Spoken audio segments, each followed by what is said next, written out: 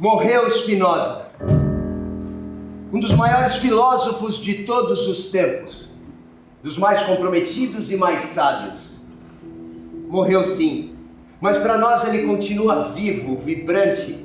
A sua filosofia contestadora é peça fundamental para o pensamento de hoje.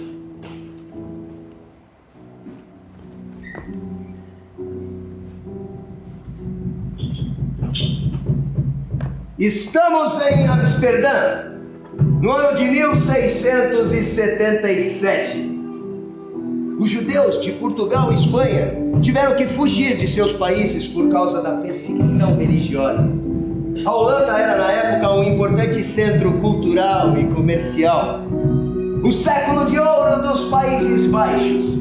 Ali estava Grocio, o pai do direito político. Rembrandt e Vermeer despontavam na pintura. Descartes escolheu a Holanda como pátria espiritual. A Holanda fervilhava para o mundo. A comunidade judaica era extremamente participativa, porque gozava de poderio político e econômico. O seu líder religioso era extremamente radical e ortodoxo, e um profundo conhecedor das escrituras e da tradição do pensamento judaico.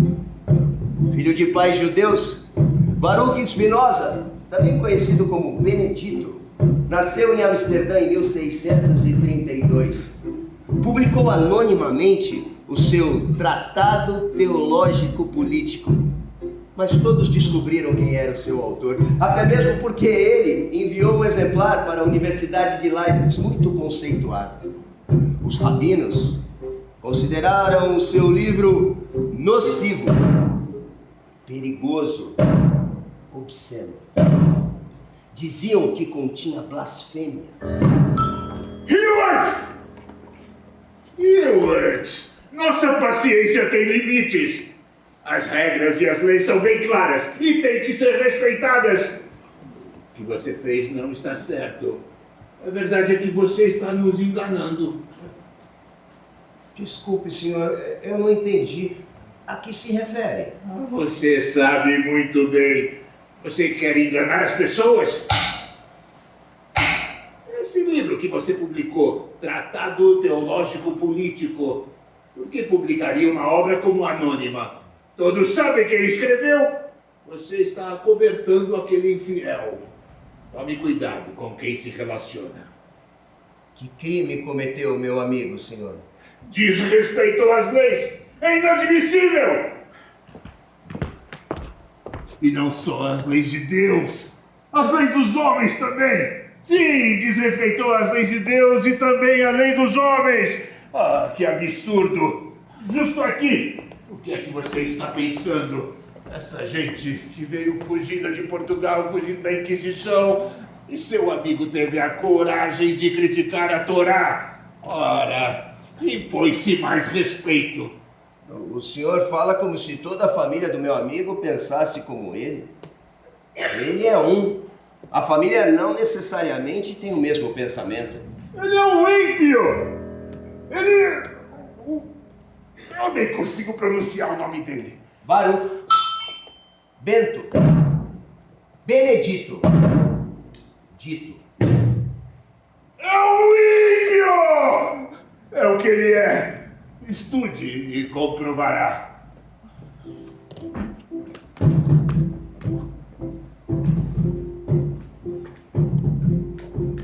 Não é fácil compreender o que o meu amigo disse.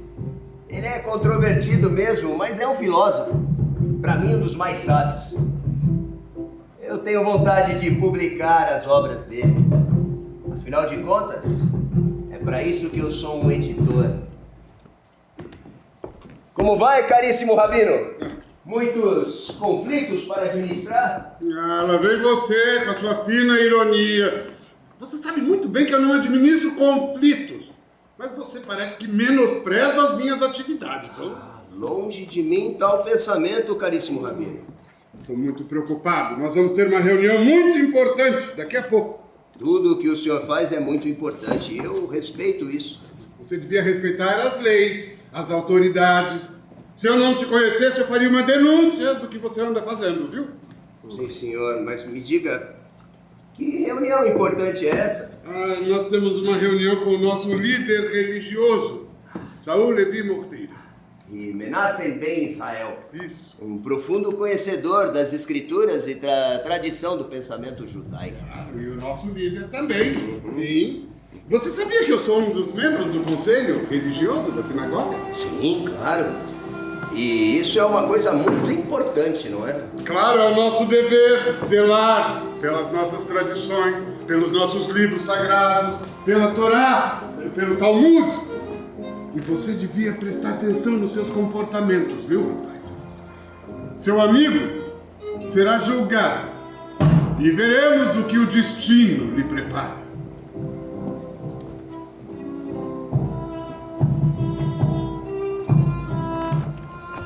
A história que se segue, na qual eu apareço como amigo e editor das obras de Spinoza, é a pungente e reveladora história de um dos maiores gênios da humanidade. Incompreendido até mesmo por mim, que tanto o admirava. Depois de ter sido considerado perigoso, Spinoza foi submetido a julgamento pelo Conselho da Sinagoga, a mais alta autoridade da comunidade judaica, composta pelos doutores da lei. Spinoza defendeu-se, mas os seus argumentos não foram aceitos. Foi proclamada então a sua excomunhão. Os rabinos do Conselho de Sábios já estão reunidos na sinagoga.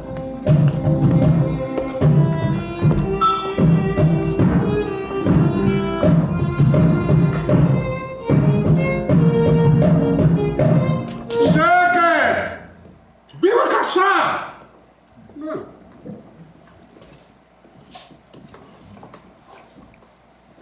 Estamos aqui reunidos no Conselho da Sinagoga para decidir o destino de Baruch. Filósofo? Um sábio Pensador?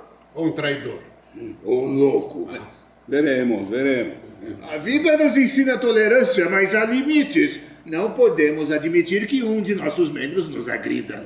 Ele diz que os homens não usam a razão, mas as paixões. E que buscam a ajuda divina por medo.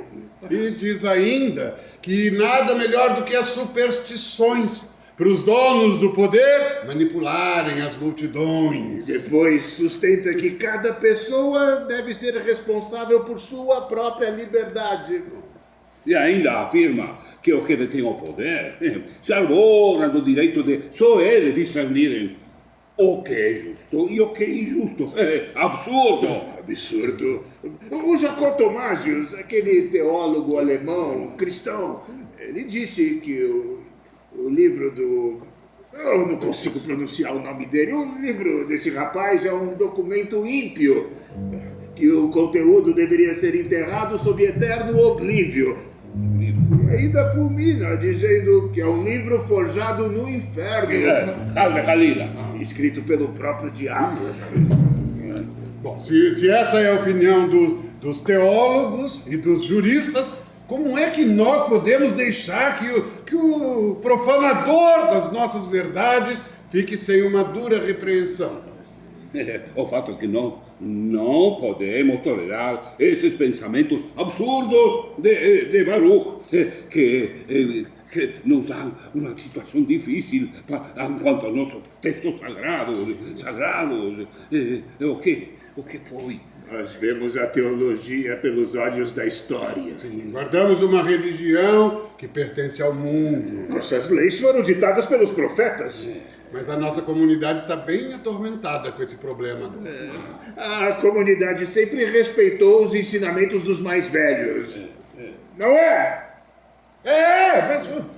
E sempre respeitou as interpretações da Torá, nosso livro sagrado, com suas verdades inquestionáveis, verdades que expressam as palavras de Javé de geração em geração. Nossa vida está impregnada de Javé!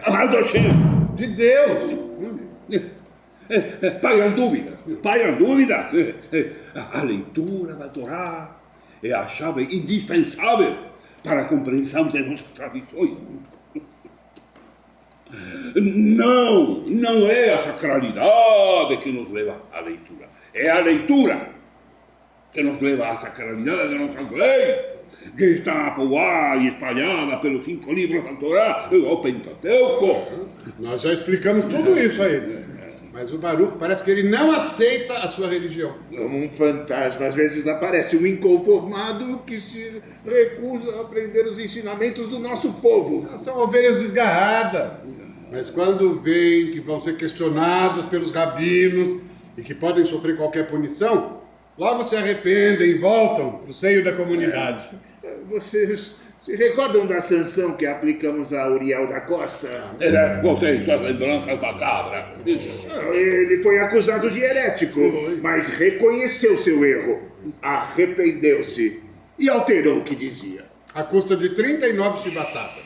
Proibido chegar a 40. Não, então não pode. Mas ele se arrependeu, sim. Reconheceu seu erro e reintegrou-se à comunidade. Depois se suicidou. Deus Por isso, não podemos transigir com Baruch. Não podemos transigir com Baruch, que ele coloca as coisas dessa forma e que nós criamos uma situação dificílima. Ele é arredio a nossos apelos para ele rever as suas posições sobre a Torá com suas verdades sagradas. Temos que trazê-lo de volta ao seio da comunidade. Vamos pedir a ele, então, que se arrependa? A gente pode chamar. Quem sabe podemos propor a ele que pague uma multa como forma de punição. Não. Vamos propor a ele um castigo físico mesmo. Uma punição com sofrimento, uma coisa bem forte, exemplar. Mas se for demasiadamente forte, ele não vai aguentar. Moçoiro frágil, fraco, grave. Não aguenta. Talvez em consideração à sua família sefardita tradicional, possamos dar a ele mais uma oportunidade de um pronunciamento. Qual é o pronunciamento? Será que ele se arrepende? Claro. E volta para a comunidade? Ele vai pensar direito. Se ele for inteligente, né? Tem uma boa formação da família, o pai, todo. Chefe, tremendo! É melhor ouvi-lo em público, para ver se ele, em público, se arrepende ou não, antes de dedicar-nos aqui a deliberar sobre a sanção a ser aplicada. De acordo? De acordo. E com a Torá por testemunha.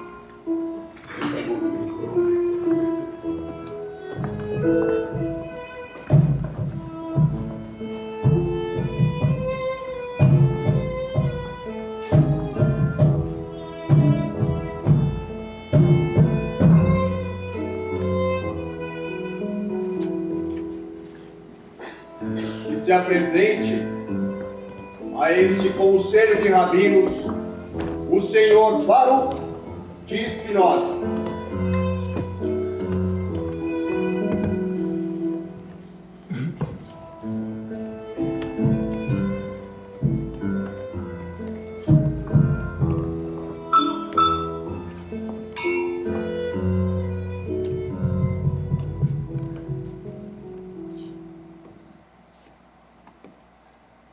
Baruch de Espinosa, você é acusado diante deste conselho. Acusado de ofender a comunidade, negar a existência de Deus, ferir todos os princípios da Torá, descumprir as nossas tradições e tornar sua convivência com todos impossível, até mesmo com seus familiares. O que é que o senhor responde a isso? Eu não quis ofender ninguém. Eu sempre respeitei as tradições da nossa comunidade, sempre. O que eu penso é que o método de interpretar as escrituras não difere em nada do método de interpretar a natureza. Como ter a coragem de criticar as escrituras, algo ditado diretamente por Deus. Não se pode supor que as escrituras foram redigidas ou ditadas por Deus ou por homens santos. O senhor não pode dizer isso. אנחנו חושבים בשבילך, nós já pensamos por você. Siga nosso entendimento, siga nossas tradições. Nós sabemos o que é certo. Olha aí o que você faz! Deixa ele continuar. As cerimônias religiosas, os rituais, tudo é feito para impressionar as pessoas. Eu não creio num povo selecionado por Deus. Os hebreus não foram escolhidos como povo eleito. Por governo de Deus eu entendo a ordem da natureza. A ordem fixa e imutável da natureza. O Estado inventa leis para sua própria subsistência e obriga todos a cumpri-las. A lei faz as pessoas agirem de certa maneira. É uma regra de vida que o homem prescreve a si mesmo em função de um determinado fim. O senhor não pode dizer isso! Eu não desminto o que tenho dito, porque eu creio firmemente na minha convicção. Desde a origem do universo até os dias de hoje, o mundo é a eterna natureza. Como entender que alguém possa ter criado o cosmo? Deus é a natureza. O ser racional não pode se vender a uma ideia fantasiosa de salvação. Bom, nós estamos tentando, mas eu acho que não vai ter condição. O ser racional tem que entender a natureza das coisas e não milagres. Por isso eu mantenho tudo que disse e tudo que pensei até agora. Rapaz, olha, a comunidade não quer perdê-lo do seu meio, né? Você é jovem, às vezes as ideias que temos são primeiras impressões, não é que cessam depois de discutidas e ponderadas junto aos mais sábios e mais experientes, não é? E mais velhos.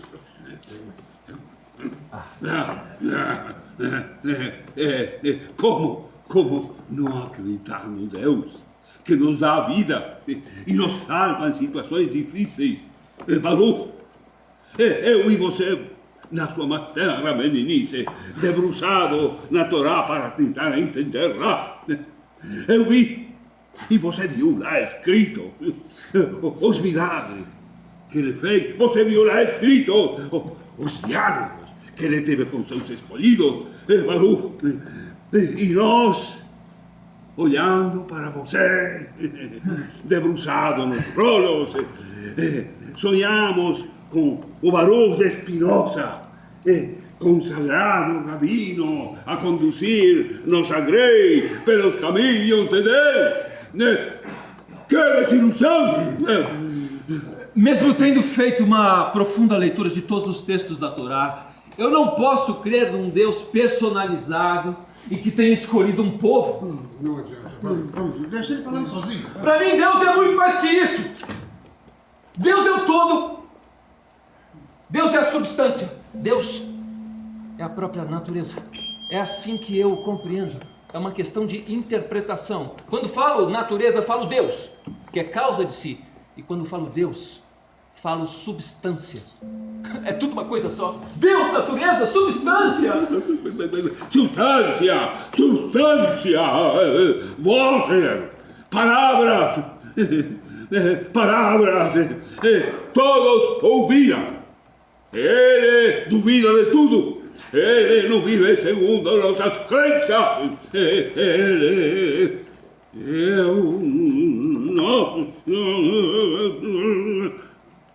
O que estamos a fazer aqui?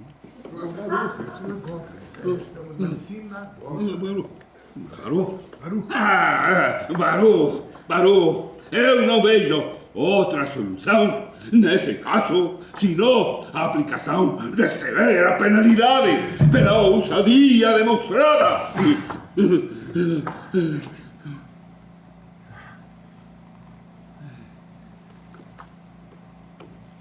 Em nome de minha antiga amizade com teu saudoso avô, Zichrono Levrachá, de abençoada memória, eu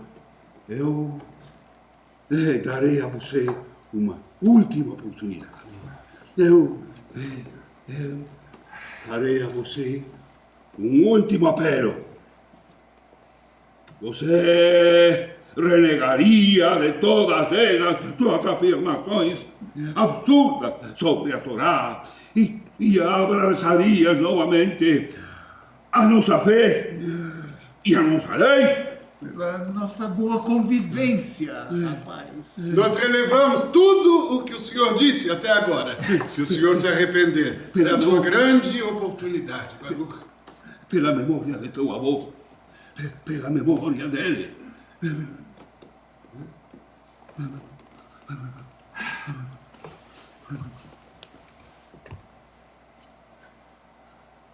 Eu agradeço a oferta, mas dela declino. Eu não posso abdicar de tudo que acredito e que não é desmentido pelos textos sagrados. Parou!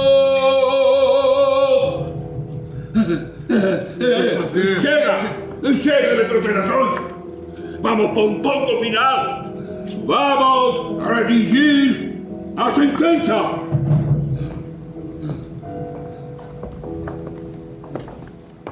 Spinoza conseguiu atormentar a cidade de Amsterdã. Os doutores da lei estavam inconformados. Quem diria que o meu amigo ia incomodar tanta gente com seus pensamentos? Bem que tentaram impedi-lo.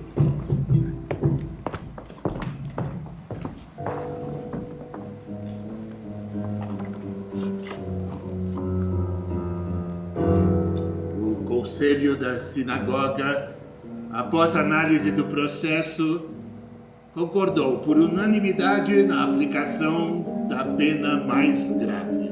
Depois de uma longa reunião, foi proferida a seguinte sentença.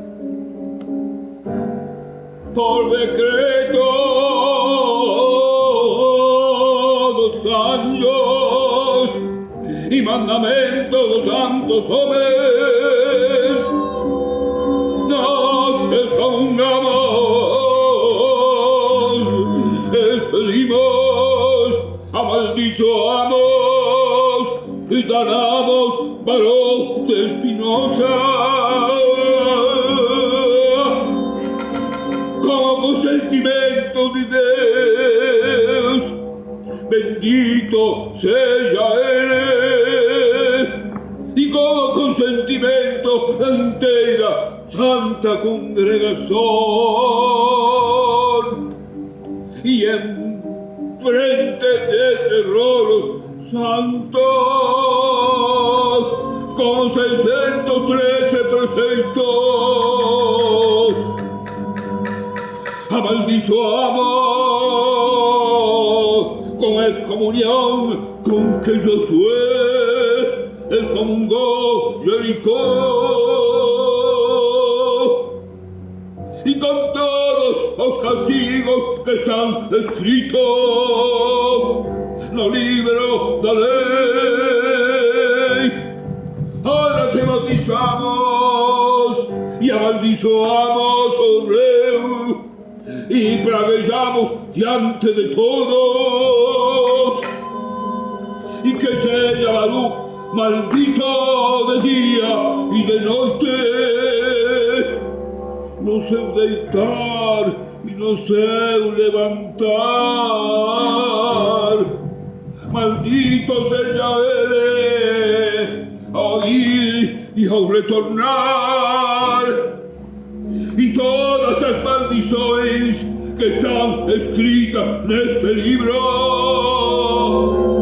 caem sobre ele.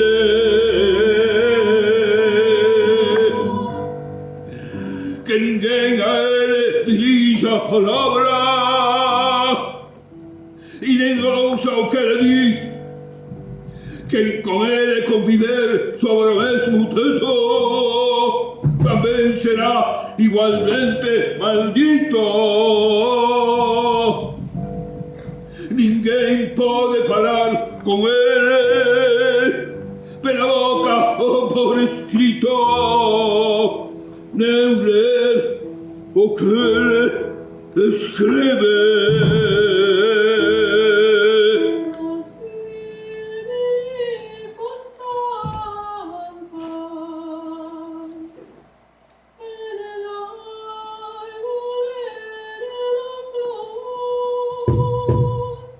senhor está ciente, senhor Baruch de Spinoza, que a partir deste momento o senhor não existe mais para a comunidade judaica de Amsterdã, nem para a comunidade judaica em qualquer outra parte do mundo. Esta é sua condenação. E qualquer pessoa que se dirigir ao Senhor, mesmo sendo da sua família, também será amaldiçoado.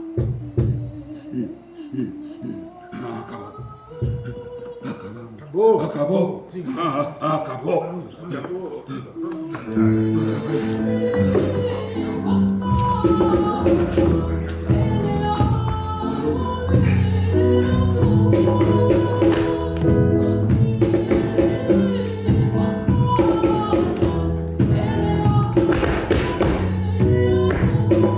Eu não posso mais ficar aqui em Amsterdã.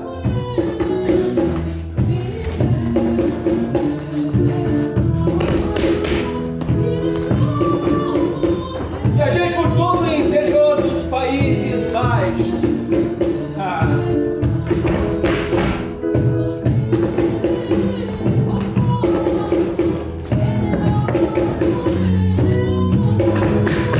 Passei pela cidade de Würzburg.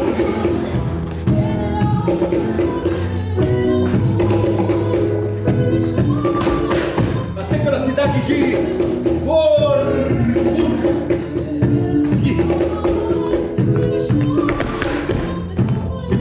Viajei por toda a Holanda.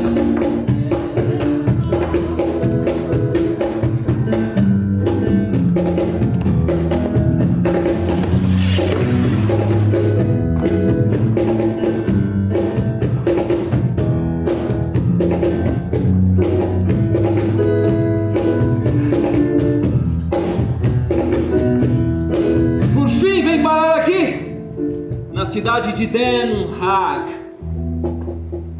Iowa.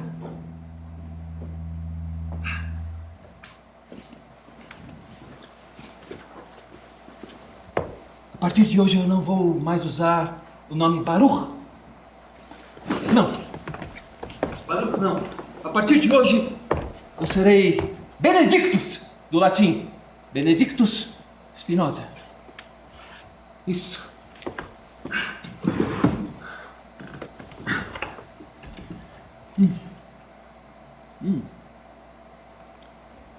Será que é tão difícil as pessoas compreenderem o que eu digo? É por isso que o mundo pesa tanto nas minhas costas.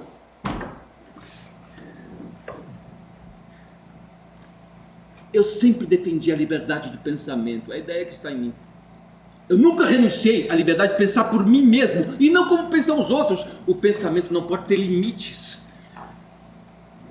Mas agora eu estou aqui, condenado, punido e exilado.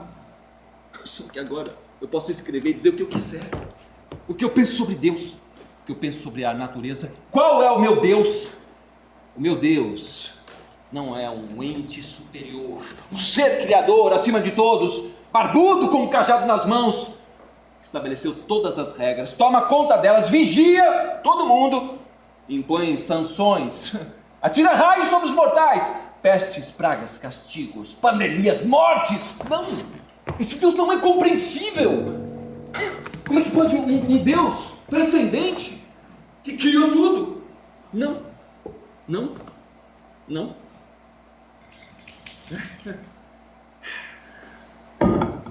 Mas que destino esse o meu, ficar aqui sozinho? Desamparado, proscrito. Eu preciso conversar com alguém, meus amigos. Eu preciso exprimir as minhas ideias.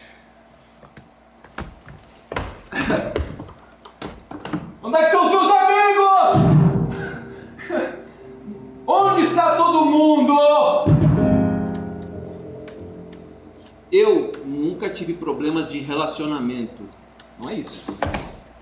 Eu sempre expus as minhas ideias de maneira clara, bem sustentada. Eu me deparei com alguns senões, alguns obstáculos, mas nunca ninguém conseguiu me convencer do contrário. As críticas que eu sofri não tinham fundamento, não era um debate de ideias. Elas caíam sempre nos preconceitos, nas superstições, nas tradições. Acontece que a natureza é muito mais forte que tudo. Tradições não podem revogar a natureza. Será que é tão difícil compreender isso? Meu Deus do céu!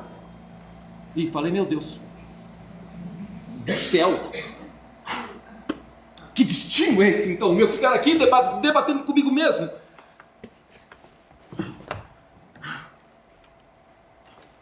Eu li as Escrituras, li com profundidade, e eu compreendi que elas precisam ser interpretadas. São parábolas, são alegorias. A superstição planta a ignorância no coração das pessoas. As pessoas estão dispostas a acreditar em qualquer coisa. Nós temos medo que coisas ruins nos aconteçam. E nós temos esperança que coisas boas possam acontecer. Se estamos confiantes, nos enchemos de orgulho. Agora, se estamos com medo, nos deixamos levar por palavras de explicação fácil. O amor a Deus e o medo do castigo são caminhos traçados pelo homem que subestimam a razão. Gostei disso. É isso. O amor a Deus e o medo do castigo são caminhos traçados pelo homem e que subestimam a razão. É isso. Benedictus. Minhas lentes. Aqui estão minhas lentes. Eu fabrico lentes de precisão.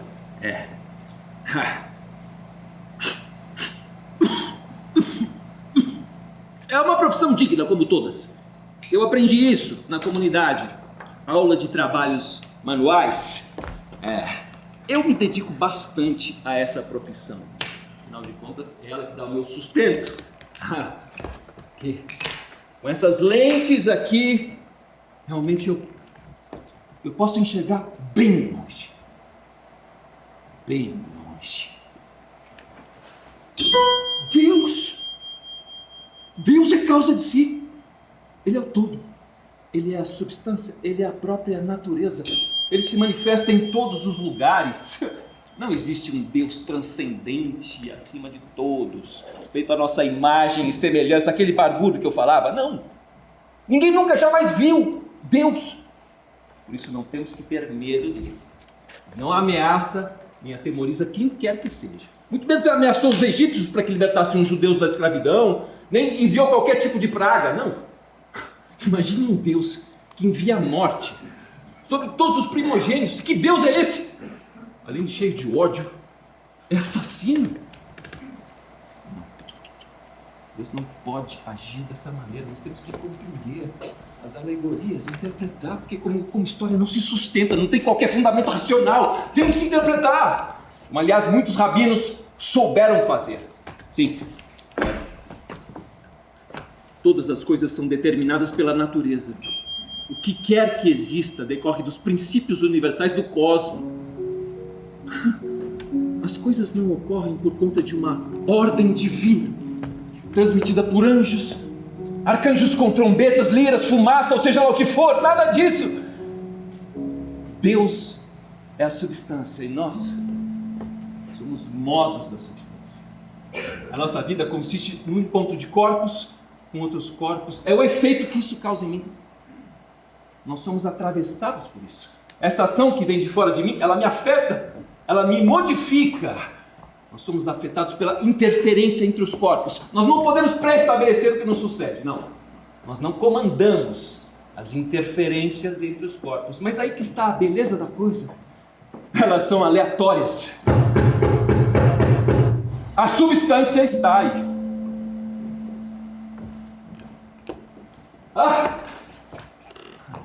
Jan Hewitt.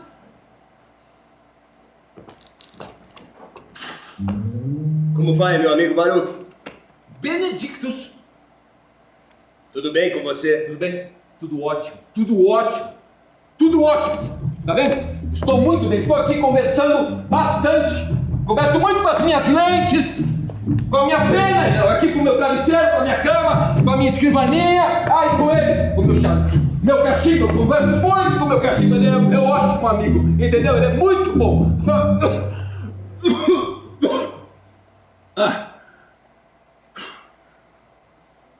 Que bom que você veio me ver. Eu ando tão perdido que às vezes eu até esqueço que existem pessoas e amigos. Senta. Imagino que deve estar sendo muito difícil para você viver dessa maneira. Isolado. Sem poder conversar com ninguém. Renegado pelo próprio povo. Deve estar sendo muito difícil isso. Eu ando com as minhas divagações. Eu não tenho mais amigos, não tenho mais parentes. Você se lembra do que disse os rabinos? Ninguém mais pode falar, me ouvir, nem conviver comigo. Você mesmo corre o risco de ser amaldiçoado. O anátema alcança qualquer um. Fica tranquilo que desse mal eu não morro. Eu sei lidar com eles. Na minha opinião, aquilo foi uma grande farsa, uma pantomima. Não se pode se desfazer assim de quem pensa.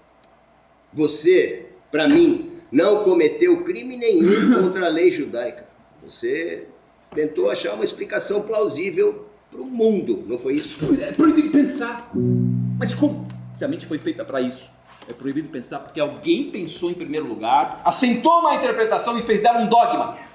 Mas você foi julgado, meu amigo. Não se pode ir assim contra uma estrutura tão sólida. Aquilo não foi um julgamento, foi um atropelo, um linchamento. Tudo que eu dissesse, tudo que eu respondesse seria usado contra mim.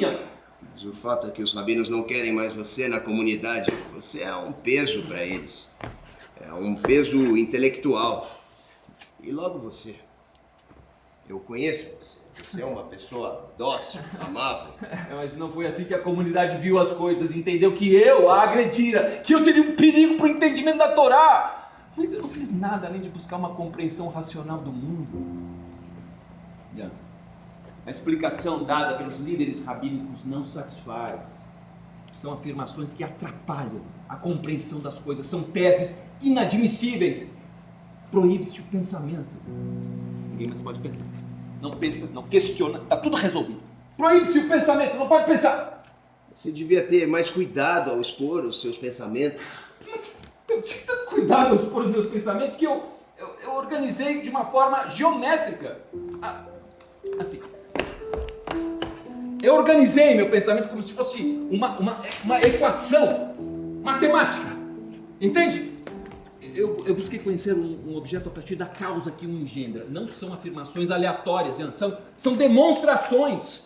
É uma ordenação dos argumentos para que os passos do raciocínio possam ser acompanhados. Compreendeu? Aí que está o problema. O seu pensamento é sólido. Você derruba todo o pensamento que tem base na teologia e traz esse pensamento para a realidade humana. Você abala as estruturas, meu amigo. Você abala a crença no divino. Eu escrevo que eles não querem saber. Eles não querem que abale estruturas. E o que mais você tem escrito? Alguma coisa que eu possa publicar? Tudo que eu publicar vai abalar estruturas. Sabe que às vezes eu acho que os rabinos têm razão. Não, porque pensa, se todo mundo começar a pensar diferente do que eles ensinam, vai haver uma revolução nos costumes, toda a tradição vai por água abaixo. Tá vendo? Até você por isso. É por isso que eu não posso nem pensar em publicar nada. Se apenas exprimir ideias provoca a pena que me impuseram, imagine se eu publicar em meu nome tudo que eu penso. Eu serei o homem mais detestado entre todos os homens, apenas por pensar diferente dos outros. Vivemos em tempos perigosos, meu amigo. Mas o mundo há de melhorar. Tempos difíceis. Será que vai melhorar? No futuro. No futuro você vai ver. Será proibido impedir as pessoas de pensar, expressar suas opiniões. A liberdade de pensamento será absoluta. O pensamento será livre. No futuro. No futuro.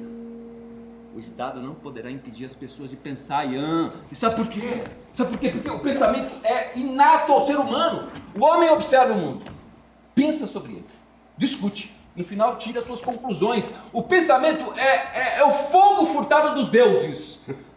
Como é que é? Lendas, mitos, você precisa saber interpretar.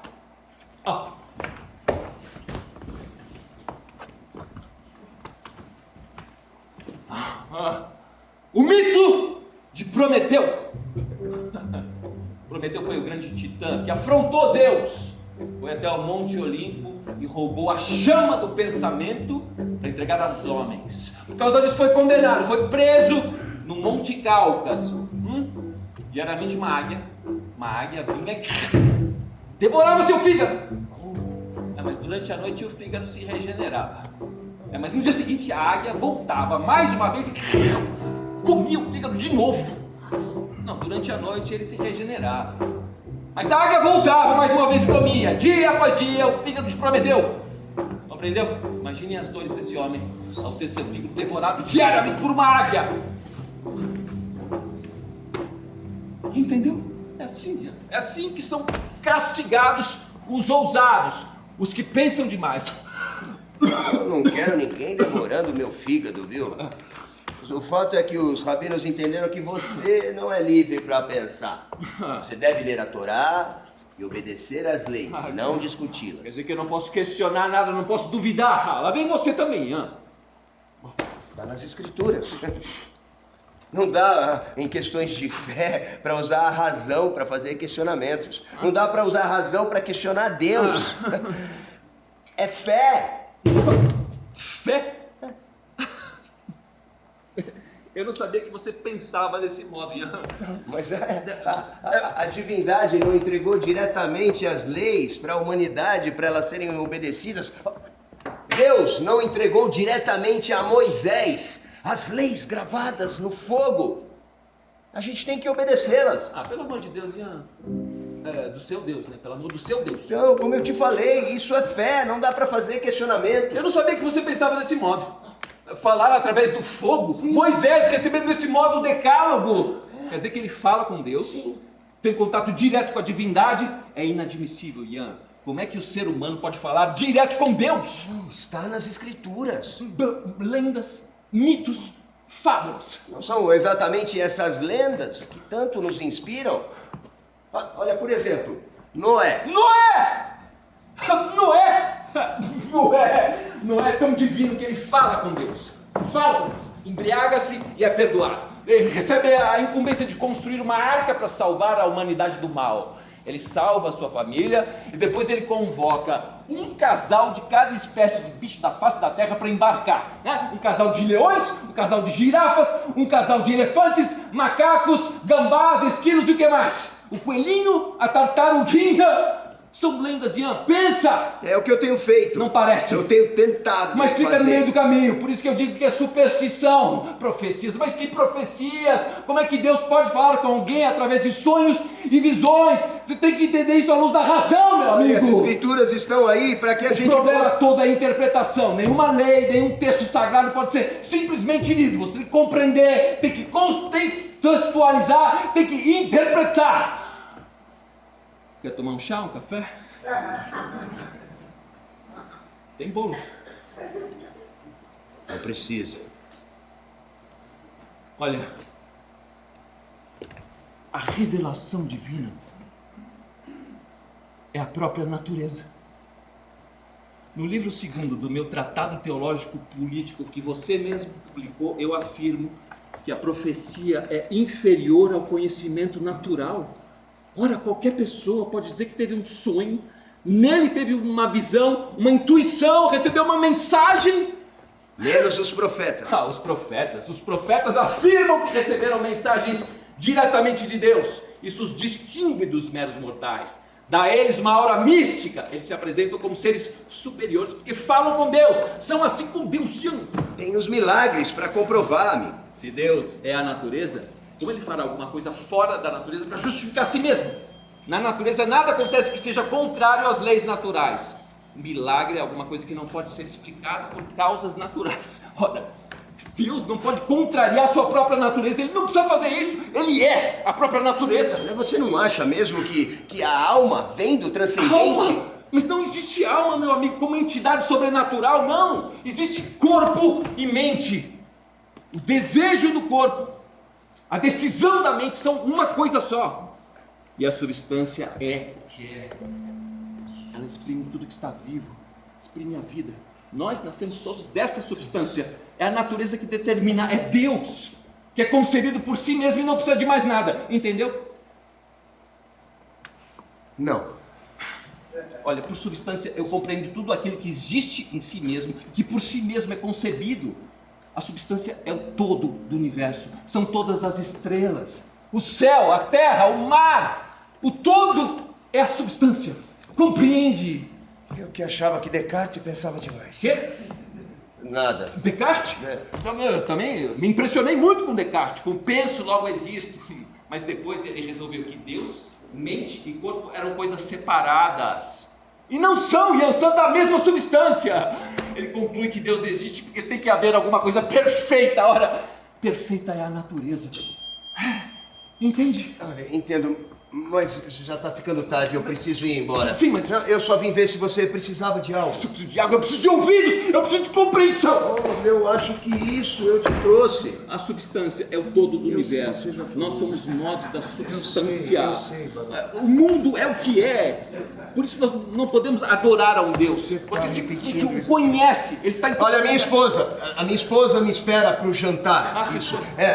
Eu volto semana que vem ou a outra. Sim, amanhã. Você tem o que comer? Eu...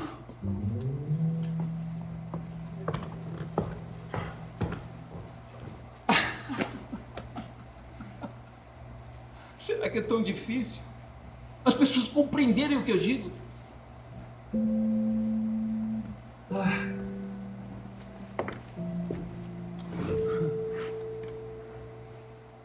Existiria um céu onde estão Deus, anjos, arcanjos, profetas, missionários, que após uma batalha furiosa com Lúcifer, ficaram todos juntinhos para evitar más influências. Aristóteles afirmou que existe uma coisa chamada primeiro motor, que é a causa das causas. Isso tem a ver com o cosmos. Tomás de Aquino se baseou na ideia aristotélica para demonstrar a existência de Deus e a criação do mundo por um ser superior. E a força intelectual de Tomás de Aquino se impôs. É incrível, é inacreditável. As pessoas acreditam nas coisas. Essa credulidade das massas faz com que sejam manobradas pelos todos do poder. Ficam todos obedecendo e reverenciando a um Deus e nada questionam. Todas as religiões têm um apelo forte para impressionar os seus fiéis. Xamãs, curandeiros, sacerdotes, profetas, todos afirmam ter contato direto com Deus. É evidente que quem tem Deus como amigo é mais forte que quem não tem. Tudo ilusório para receber vantagens e ameaçar o rebanho. É assim que as coisas funcionam. Chega. Eu preciso sair, eu preciso ver meus amigos, eu preciso conversar. Meu cachimbo, meu amigo, você vem comigo. Você é meu único amigo. Eu nunca renunciei ao que eu acredito. Mas também eu não ia aceitar levar chibatadas, porque eu rejeito a violência. Eu rejeito o fanatismo, eu sempre pensei assim. Eu sempre. Meus amigos, o que eu dizia ontem sobre o meu cachimbo, quer dizer, sobre as escrituras e também Deus, você precisa interpretar. No começo, eu só comentava as minhas ideias com um pequeno grupo de amigos, mas eles me denunciaram perante o colégio de rabinos, o que me fez desconfiar da amizade, assim como aconteceu com Sócrates, que também foi denunciado pelos próprios colegas por corromper a juventude, e depois foi condenado a beber cicuta. É assim, são castigados os ousados, os que pensam demais.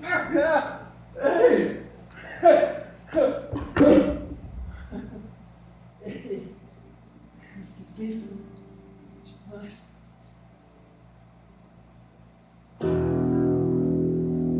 Desde que eu fui punido e condenado, eu passei a levar uma vida ascética, sem vícios. Nada mais me encanta, nada mais me inebria.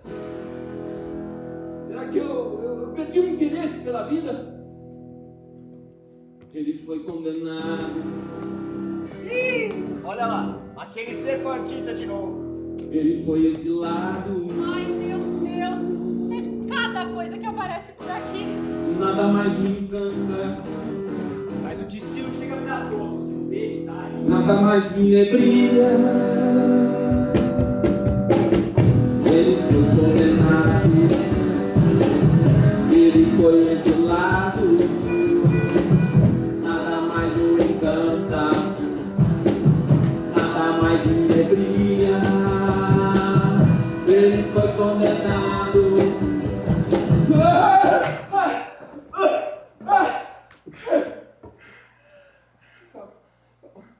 Nada mais me encanta, nada mais me enebria. Só você não entende, você é o único amigo, eu dedicar meu pensamento para você. Eu vou escrever livros para você, vou pintar quadros para você.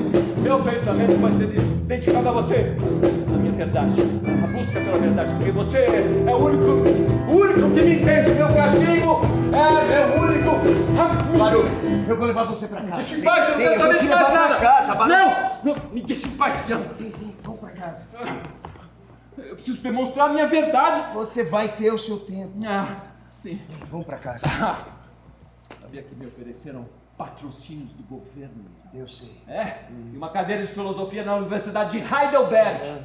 Mas eu rejeitei. Você não faria isso pela sua integridade. Mas eu preciso deixar uma herança para a humanidade. Meu pensamento excluído de qualquer preconceito, qualquer religião, qualquer mancha.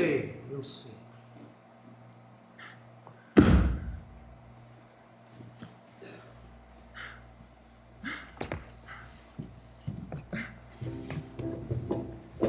Spinoza, apesar de ter as suas ideias e pensamentos muito firmes e claros, está desesperado. A pressão sobre a sua fragilidade, que é inversamente proporcional ao seu gigantismo, é muito forte. Depois da morte de seu pai, seus irmãos tentaram passá-lo para trás, ficando com todos os seus bens. Ele brigou na justiça e venceu. E depois abdicou de tudo, doou tudo que tinha. Um dia na rua foi atacado covardemente por um fanático religioso. Será que ele vai aguentar tanta pressão? Ou será que ele vai entregar os pontos? O problema, meu amigo, é que você fica aí fermentando as suas ideias. Fermentando. Fermentando é uma ótima definição, Ian, ótima. Sabe que eu andei pensando? Eu andei repensando e repensando tudo o que eu já disse até agora, tudo. E eu cheguei à conclusão que disse tudo certo. Claro, eu devia imaginar isso. O que é que você veio fazer aqui, Ian? Vim ver se você estava bem. Fala a verdade. Curiosidade. Eu tenho curiosidade para saber até onde vai esse seu pensamento. Você ia dizer loucura. Pensa bem. Você já foi punido pelos homens. Tudo isso que está te acontecendo, você não tem mesmo medo que isso seja um castigo divino? Castigo divino? Punição? Inferno? Está nas escrituras. Você se preocupa demais. As escrituras foram feitas pelo homem, não são frutos da revelação de Deus. E inferno? Nem se pode falar. Inferno! O inferno está na cabeça das pessoas. Sai! É isso. Aqui. A vontade de Deus. A vontade de Deus é o refúgio da ignorância. É isso que eu afirmo no meu novo livro, Ética. Ética. No confronto entre vontade e razão. O ser humano inventa um Deus personalizado por medo do desconhecido, medo da morte, medo do tempo que passa, medo do destino, medo da vida. Por não conhecer a si próprio e não entender a natureza, o ser humano cria Deus. Repara no que você está falando. É claro que os rabinos não iam aceitar essas afirmações.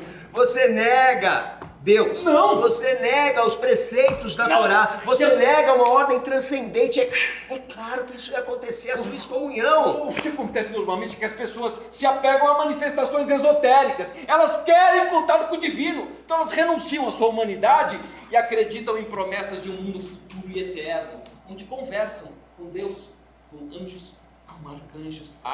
Além de reverem seus antepassados, parentes mortos, amores perdidos. Isso alivia o peso da morte, mas é uma fuga da nossa própria humanidade, é absolutamente real. Tudo que nos acontece nos afeta.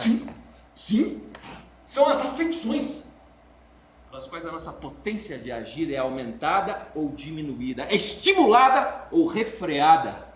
Por exemplo, naquela época em que eu me apaixonei pela filha do meu professor de latim,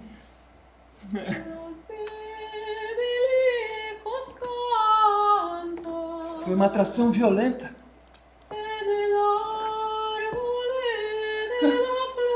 Uma paixão verdadeira.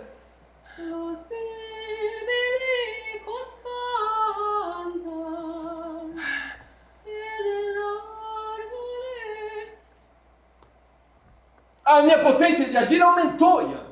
Essas coisas boas que nos acontecem, a gente nunca esquece. Mas também as coisas ruins. Quando meu pai morreu,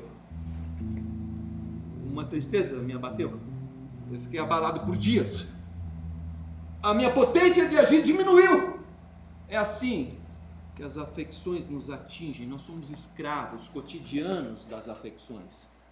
Nós amamos, nós odiamos, nós desejamos, nós repelimos, porque somos humanos. Somos movidos pelos sentimentos. Por isso, Ian, nós temos que nos manter vivos.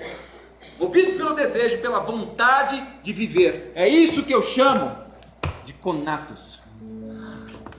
Então essa é a sua definição de conatos? A vontade da vida.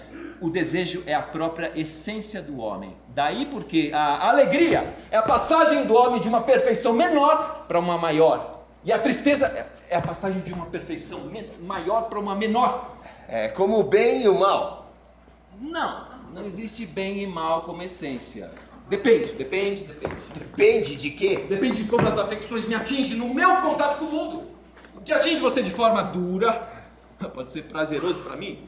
A leitura de um livro pode ter diversas reações. Não é que ele seja ruim ou bom. Depende de quem lê e como é afetada por ele. Olha, você diz que nós somos escravos das nossas afecções, mas ao mesmo tempo diz que nós temos que dominar o que nos afeta.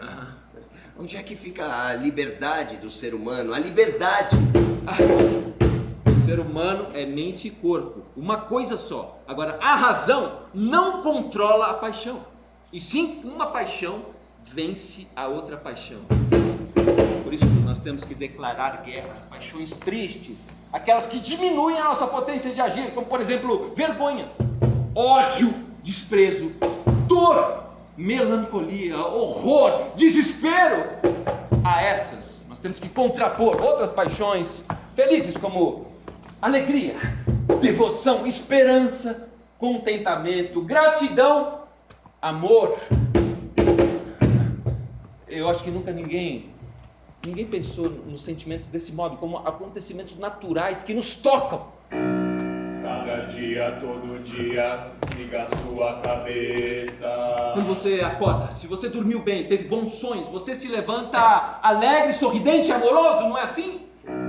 Lá longe da filosofia, não deixe ela presa. Caso contrário, você acorda raivoso, triste, mal-humorado. São as afecções que nos controlam, Ian. Abalar tradições antigas é cutucar o fogo. Se tudo vai bem na sua casa, seus pais são carinhosos, você tem irmãos cordatos e vários amigos que te apoiam, o seu conato se agiganta, você se enche de coragem, você vive a vida intensamente. Cada dia, todo dia, siga a sua cabeça. O conato se agiganta, Ian. Lá longe da filosofia, não deixe ela presa. Abalar tradições antigas é cutucar o fogo. Se barulho nascerá, que nome não vai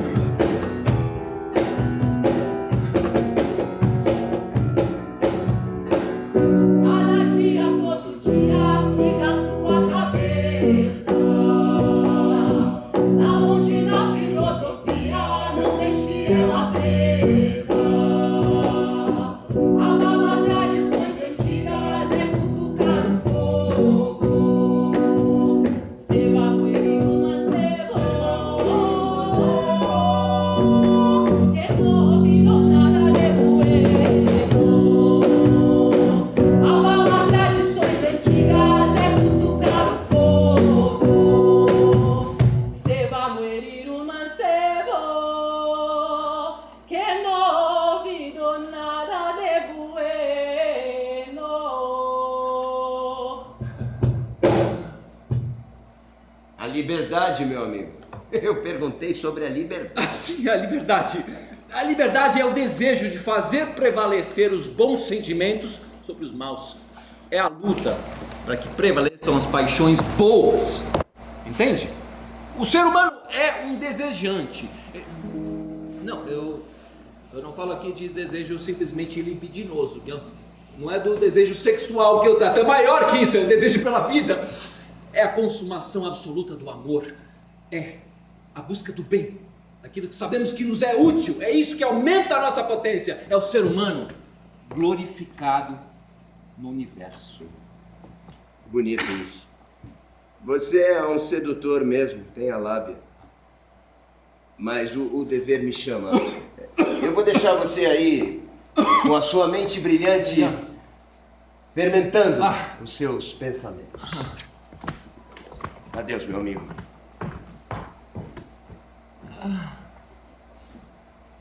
Será que é tão difícil? As pessoas compreenderem o que eu digo?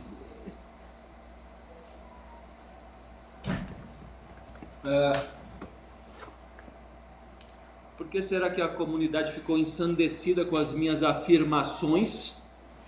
No mundo tudo tem que ser fruto do entendimento? Não é justo o anátema que me impuseram por causa do pensamento. O homem não pode ter limites para as suas ideias. Não pode. Os gregos antigos, como Sócrates, como Platão, buscaram compreender o universo. Buscaram o elemento primordial de formação do cosmos.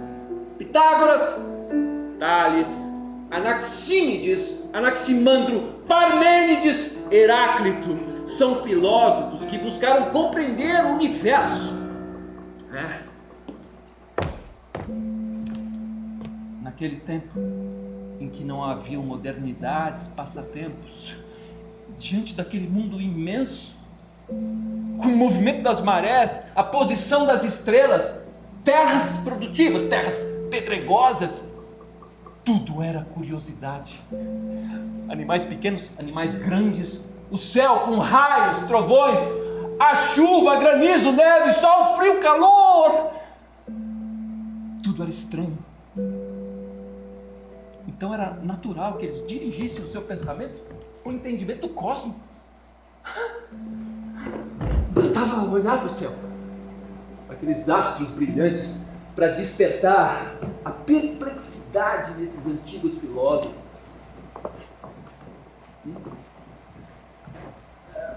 Por que os religiosos se recusaram a discutir isso? Porque para eles não pode questionar, não pensa. Nós já pensamos. Siga nossos entendimentos! Nós sabemos. Siga nossas tradições! Nossas tradições. Pense na doutrina. Pense em tudo que você aprendeu. Eles deviam pelo menos aceitar um debate para esclarecer alguns pontos confusos. Eles não percebem que o mundo é infinito. Por que pelo menos não discutem?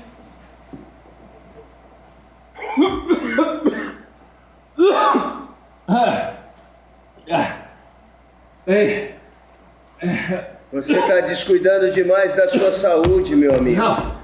Viver como um eremita assim não te faz bem. Você tem que ir para as ruas, tomar ar puro, ver as pessoas. Os vizinhos te recebem com carinho. Pelo menos alguns deles. Eu estou com 44 anos. Eu sempre fui fraco, franzino, eu sou tísico. Eu não devo durar muito tempo, meu amigo. Que isso? Você falando dessa maneira, eu fico aqui com os meus temores. Eu também tenho temores. Sabe do quê? De mais perseguições. Sobretudo por causa do conteúdo desse livro. Aqui, onde eu falo do meu entendimento sobre o ser humano.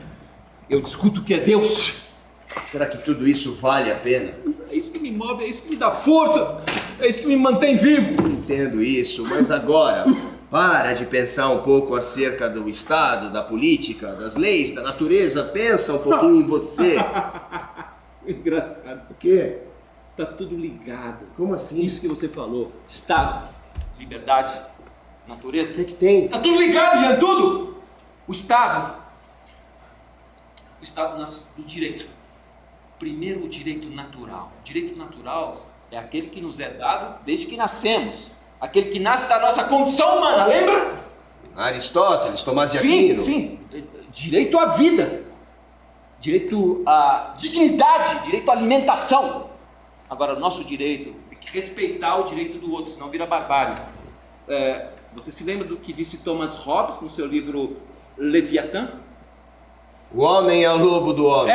Exato. Daí a criação das leis, para que as pessoas possam conviver em paz, numa sociedade, Sem conflitos. sem devorarmos uns aos outros, meu amigo. Eu entendi. Baruch. Sim. O Estado é necessário, meu amigo. O Estado não existe sem leis a que todos estejam sujeitos, senão destroem o Estado, dissolvem a sociedade. As leis existem para tornar a vida mais segura para todos. Esse é seu fim. E isso é a justiça. A justiça é a vontade constante e perpétua de dar a cada um o que lhe é devido. Por isso eu te afirmo, a finalidade última do Estado não é dominar e subjugar o indivíduo pelo medo e submetê-lo a um direito alheio. Não, pelo contrário, é libertar o indivíduo do medo, a fim de que ele possa viver com segurança, da melhor maneira possível. Então eu te afirmo, presta atenção nisso, o verdadeiro fim do Estado é, portanto, a liberdade. Um poder que negar a liberdade ao indivíduo, a liberdade de dizer, de ensinar o que pensa, esse será um poder violento. Agora, só haverá paz se cada um agir dentro dos limites legais, obedecendo às ordens editadas pela própria coletividade, mediante consenso. Ninguém jamais conservou o poder por muito tempo à custa da violência. O poder tem que estar estribado na reta razão. É como viver em democracia. Meu amigo, democracia. Democracia é meu sonho, uma sociedade democrática. Eu escrevo sobre isso. Onde é que está? Aqui está. Democracia. Leia você. Na democracia, ninguém transfere seu direito para outro. Transfere-o para a maioria do todo social. A vontade da República deve ser entendida como a vontade de todos. Por outro lado, não deve haver qualquer vínculo entre Estado e religião. Os ministros do culto não devem interferir nos assuntos políticos. Cada um tem sua esfera própria de atribuições. E finaliza. É impossível tirar dos homens a liberdade de dizerem o que pensam. Gostei. Olha, meu amigo, eu preciso te contar uma coisa. Eu pensei em te proteger, não te falar nada, mas eu acho importante você saber. Os rabinos não esqueceram a sua condenação. Eles não querem as suas ideias propagadas para o mundo. E o seu livro? Ele vai ser apreendido e será suprimido. Mas isso é um absurdo, Ian! É isso que é um absurdo! Baruch. Eu duvido que tenham menos lido o livro. É puro preconceito.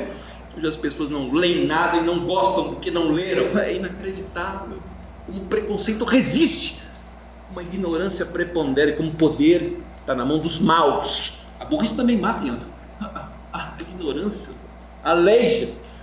Não tem mais utopia. Hoje é só repressão.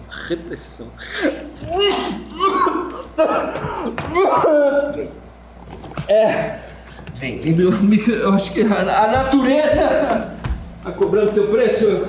É difícil ficar assim injustiçado e não poder fazer nada, sabe?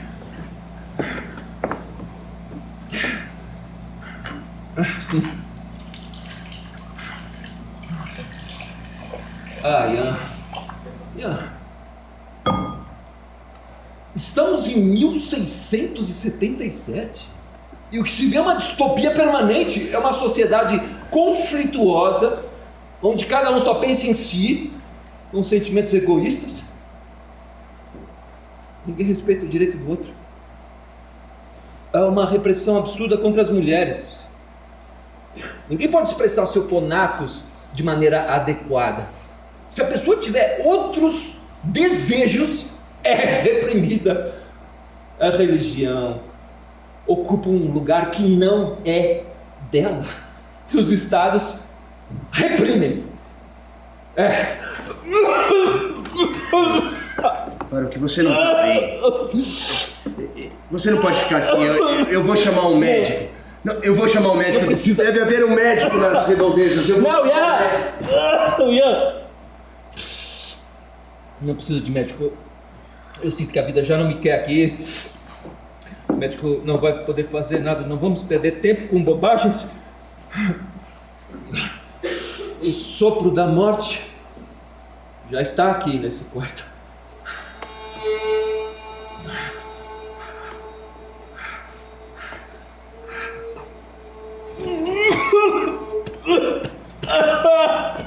Baruch.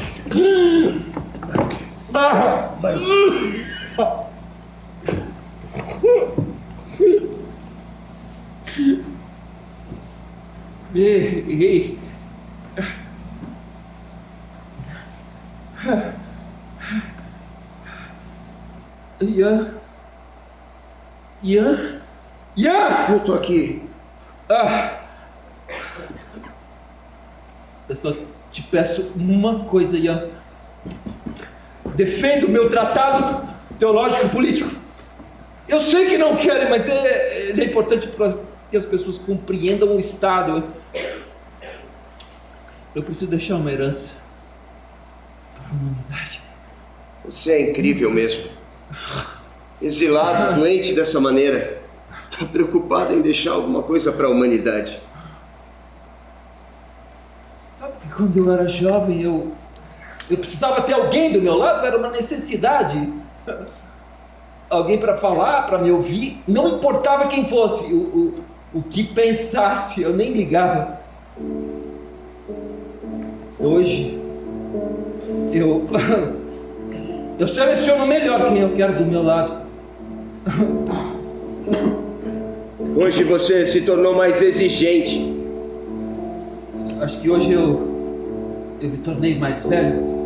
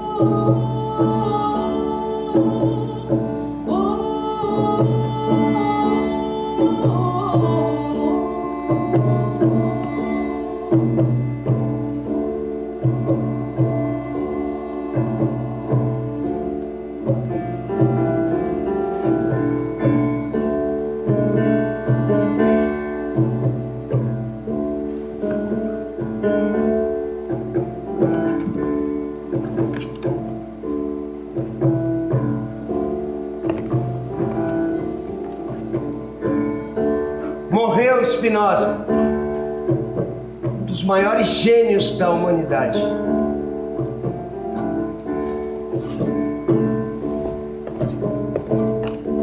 Eu tinha certeza que os seus livros iam ser objeto de estudos e críticas por todos os tempos, porque são um caminho luminoso para a humanidade.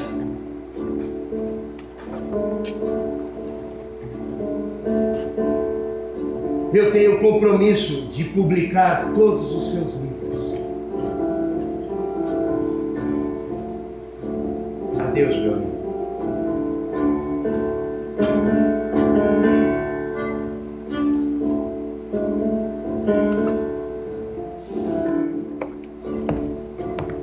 E foi isso que Jan Heuertz fez.